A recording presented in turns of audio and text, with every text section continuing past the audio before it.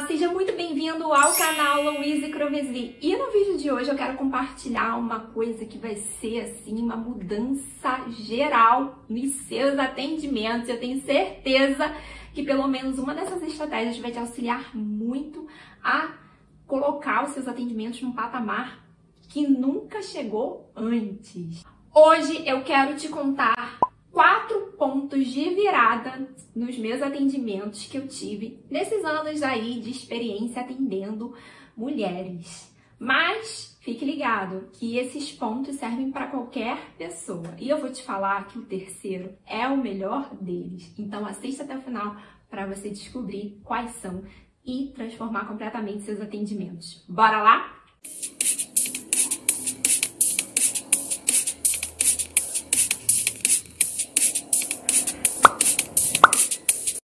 Bom, Nutri, vamos começar bombando aqui com 4 viradas de chaves que eu tive ao longo dos meus atendimentos, né? Eu comecei a atender sem nenhum planejamento de atendimento.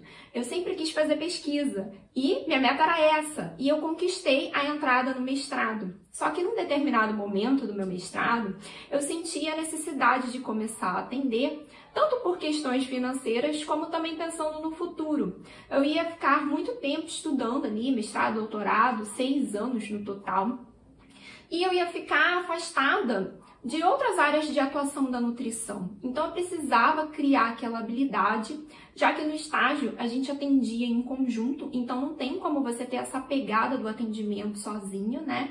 E também, se eu terminasse tudo isso e não tivesse nenhum concurso para pesquisador, o que eu ia fazer quando acabasse? Ia ter que começar totalmente sem experiência? Então, decidi começar a atender. E óbvio, atendi como muitas pessoas começam, sem saber muito bem por onde começar em alguns detalhes que a gente não vê na faculdade. A gente aprende a fazer diagnóstico nutricional, traçar as condutas, mas alguns pequenos detalhes ali de atendimento a gente aprende na raça, botando a cara a tapa, e realmente no dia a dia de atendimento a gente vai vendo os acertos e erros e muitas situações que a gente fica com cara de paisagem para o paciente, porque nem a gente sabe o que fazer em determinadas situações, né? Quem nunca passou por isso? O começo de atendimento é sempre um caos para todo mundo. Bom, e aí eu quero começar agora compartilhando essas viradas de chaves com o intuito de te ajudar. Olha que incrível! E a primeira virada de chave que eu tive foi entender a rotina do meu paciente. Quando você tem um entendimento, conhecimento da rotina do seu paciente, você consegue fazer condutas muito mais assertivas, porque você vai conhecer todo o dia a dia dele e assim você consegue traçar metas que ele vai conseguir encaixar na rotina dele. Por quê? Antigamente, eu não perguntava sobre rotina. Eu tinha ali a pergunta sobre como era a alimentação, os horários que ele comia, se ele fazia refeição fora ou dentro de casa, perguntas relacionadas à atividade física, algumas questões de estilo de vida, mas eu não perguntava sobre trabalho, se ele trabalhava fora. Hoje em dia a gente tem que perguntar se é home office, né? Tem várias modalidades que surgiram aí diferentes. O tempo ali de trabalho, como é o tempo que ele tem para fazer refeições, eu não perguntava nada disso. E isso faz total diferença, porque às vezes a gente faz prescrições que o paciente não consegue executar porque ele não tem, naquele momento que você colocou aquele alimento, como realizar aquela refeição. E como eu faço hoje, né? Como eu modifiquei isso? Quando eu chego na parte da avaliação alimentar, eu já vou perguntando sobre a rotina desse paciente. Antes eu já fiz algumas perguntas relacionadas ao sono, por exemplo, se ele tem uma boa noite de sono, quantas horas ele dorme, com o que ele trabalha, né? Se ele trabalha fora, se ele trabalha de home office, ou se é híbrido, porque tem muito modelo híbrido também. E sobre atividade física, se ele faz ou não, e quais atividades e a frequência dessa atividade. Só que o pulo do gato tá na hora da avaliação alimentar. Como eu faço minha avaliação alimentar? Eu começo perguntando qual a hora que o meu paciente acorda. E a partir disso, eu vou perguntando os horários de todas as atividades que ele já me listou, que ele faz anteriormente. Então, por exemplo, ele trabalha fora, e aí eu pergunto, que horas você acorda? Ele fala, às 6 da manhã. O que você faz quando acorda? Qual a primeira coisa que você faz? Às vezes você fala, vou no banheiro, bebo um copo d'água. Você costuma realizar alguma refeição? Aí vai responder, sim, não. Eu me sinto enjoado, não gosto de tomar café da manhã, eu tomo café só quando chego no trabalho. Ou então, eu tomo café da manhã sim, eu como isso. Tá, e aí depois, o que você faz depois do café da manhã? E assim eu vou fazendo ao longo do dia todo. Eu vou vendo o horário que ele toma café, o horário que ele sai para o trabalho, o horário que ele chega, se ele come alguma coisa no trabalho, o horário que ele tem para almoço. E eu consigo observar, né, nessa avaliação alimentar, por exemplo, se ele fica muito tempo sem comer. Por exemplo, ele fez o almoço meio-dia e foi almoçar a próxima refeição às 19 horas. E aí eu posso perguntar, por que teve esse intervalo grande entre uma refeição e outra? Aí ele vai responder, porque estava no trabalho, não consegui comer, enfim. E assim a gente vai entendendo se, por exemplo, no trabalho dele, ele tem geladeira, micro-ondas, a gente pode perguntar para saber ali, pensar em tipos de alimentos que ele pode levar, né? Se ele pode levar alimentos que vão ali na geladeira, se ele pode levar uma marmita, né? E a gente também entende se no trabalho dele não permite ele se alimentar durante esse período. Ele só tem ali o horário de almoço e aí ele só vai se alimentar quando chegar em casa. Pra gente pensar nas estratégias que vai fazer para que ele não chegue em casa morrendo de fome e coma o mundo, né? Que muitas vezes a gente tá com fome, a gente come demais, além do que a gente precisaria. Então, tudo isso, só na avaliação dietética, eu vou pegando toda essa rotina dele. E quando eu conheço a rotina do meu paciente, eu consigo entender se ele pode ou não incluir atividade física, porque tem gente que tem uma rotina muito louca, a pessoa trabalha, estuda e cuida de filho, cuida de casa, e ela fala, eu não consigo fazer atividade física, eu não tenho tempo. E aí você vê a rotina dela, o tempo que ela demora no trânsito, tudo que ela tem que fazer, realmente é difícil ela incluir. E a gente tem que entender e não colocar como meta ela fazer uma coisa que ela não vai conseguir, porque isso vai gerar frustração. Ela não vai voltar na consulta porque não conseguiu, vai se sentir incompetente e tudo isso vira uma bola de neve que impede a sua fidelização daquele paciente.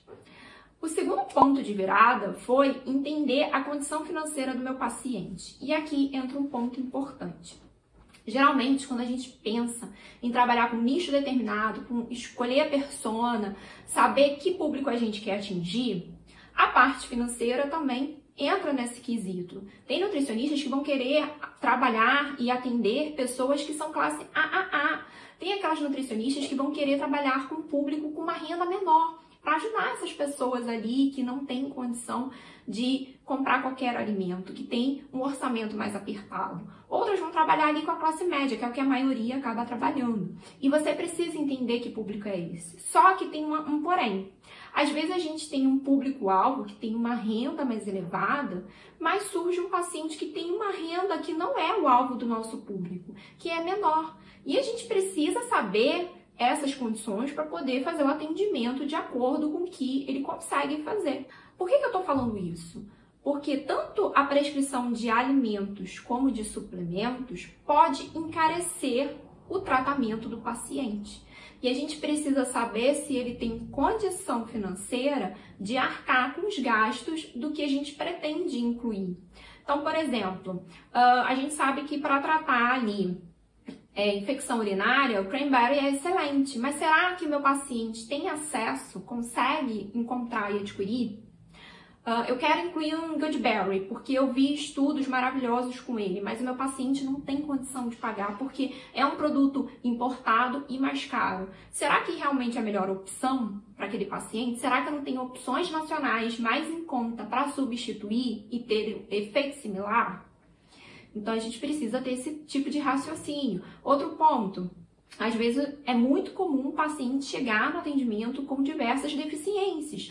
E aí, a gente precisa suplementar vários nutrientes. Mas, quanto mais ingredientes a gente põe na suplementação, encarece.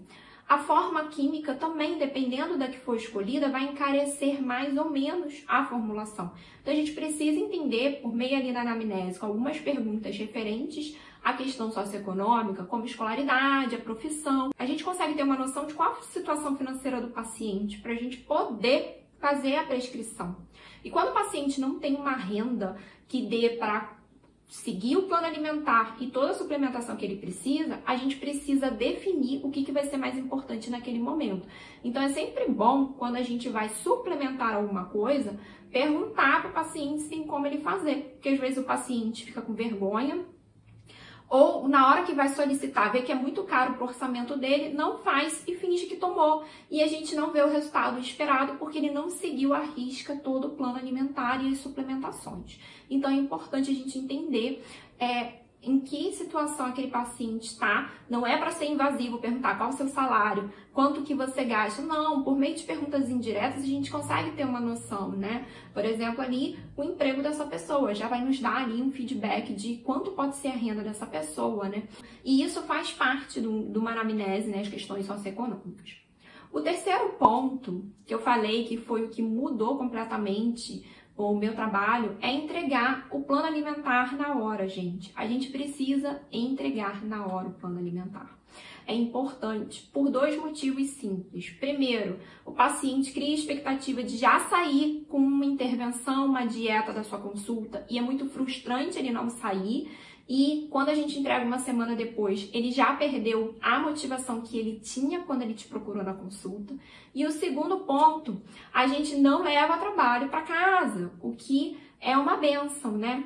E outra coisa, fazer ali o plano alimentar junto com o paciente melhora completamente a intervenção e aumenta a adesão ao tratamento, porque você consegue perguntar ali na hora, em tempo real, se o seu paciente come tal alimento em tal horário, se está tudo bem você incluir aquele alimento ou não, e fazer essa construção em conjunto. Então, ele se sente pertencente àquela construção, você vai fazer algo mais fácil de ele seguir e dentro da realidade dele. Quando você está sozinho na sua casa, você não sabe se ele gosta de comer ovo pela manhã. E aí você põe, ele fica sem graça de falar que não come, e vai comer o pão que ele sempre comia, mas tinha um porquê daquele ovo pela manhã. Então, é interessante fazer o plano alimentar na hora, e é o que eu digo para vocês, o que mudou completamente a minha forma de pensar, a minha forma de trabalhar, de atender, de adesão ao tratamento, de facilitar o meu trabalho também. Foram muitos benefícios para mim e para os meus clientes, os meus pacientes. O quarto e o último é sobre os exames laboratoriais, né? A gente vê um grande problema de o plano de saúde às vezes não aceitar e muitas vezes o nutricionista se sente perdido e ele pede 1 tonelada de exames e ele nem sabe exatamente por que ele está solicitando. Então, a primeira regra, a anamnese é rainha soberana.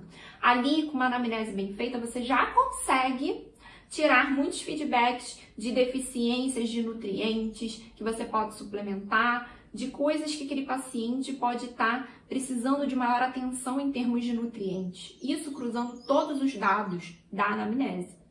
Outro ponto, para a gente solicitar um exame laboratorial, a gente não precisa pedir uma bíblia. Isso não vai demonstrar profissionalismo. O ideal é que você saiba que pergunta você quer responder. Por exemplo, meu paciente está tendo dificuldade de perder peso, ele está ali muito que mantendo, ele está realmente seguindo tudo e ele me contou que está com alguns sintomas que indicam ali que a tireoide dele pode estar mais ou menos, ele não está consumindo os nutrientes que fazem a função tireoidiana funcionar bem, então talvez seja interessante eu verificar como que está a relação desses hormônios relacionados à tireoide. Lembrando que esse parênteses é importante. O nutricionista não faz diagnóstico. Se a gente encontrar alterações, a gente precisa encaminhar ele para o endócrino para fazer um diagnóstico. Mas a gente pode observar se tem alguma disfunção tireoidiana e a partir dali já traçar uma conduta aumentando nutrientes importantes para o funcionamento da tireoide, né? Então, aí é uma conduta direcionada, onde eu tenho uma pergunta e eu vou pedir exames que me respondam. Claro que eu posso aproveitar se ele está muito tempo sem fazer nenhum exame e nos últimos exames deu alteração de glicemia, de colesterol, a gente pode pedir isso também para avaliar.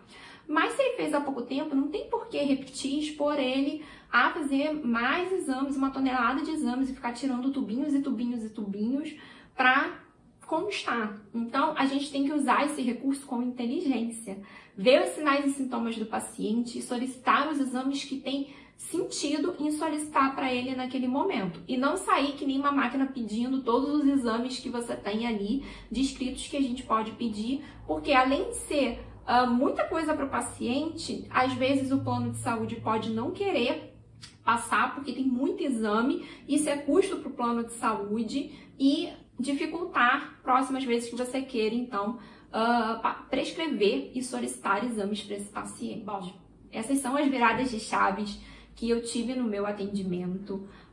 Muitas delas mudaram muito a forma que eu atendo os meus pacientes e isso mudou muito o meu posicionamento, a minha relação com eles e a minha conduta ficou mais assertiva e mais fácil de eles seguirem. Então é muito importante fazer esse ajuste nos seus atendimentos para que você consiga conversar da melhor forma possível e traçar essa estratégia com o seu paciente de forma que ele siga. A adesão vai ser a chave do sucesso e dos resultados que ele vai ter. Se ele não adere, ele não vai ter resultado e isso vai ser uma péssima experiência para ambos e aumenta muito o risco de ele abandonar o tratamento e não retornar nas suas consultas. Bom, Nutri, eu espero que esse vídeo te ajude e que você possa implementar essas mudanças nos seus atendimentos.